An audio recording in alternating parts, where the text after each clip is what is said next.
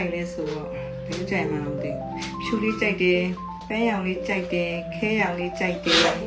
ဖြူလေးရယ်ပန်းရောင်လေးရယ်ခဲရောင်လေးရယ်ခရမ်းလေးရယ်1 2 3 4အဲ့ထဲကနေပြီးတော့ဖြူလေးကြိုက်ဆုံးဘာလေးပေါင်နေတယ်ပေါင်နေမလေး တက်မကြည့်နဲ့ ဒီမှာကျွန်တော်အောင်ဖြူလေးဘာလေးပေါင်နေမသိဘူးဖောက်မယ်နော်ဖောက်ပါပြီကြည့်ရတော့ဟဲ့ပန်းရောင်လေး ဝါ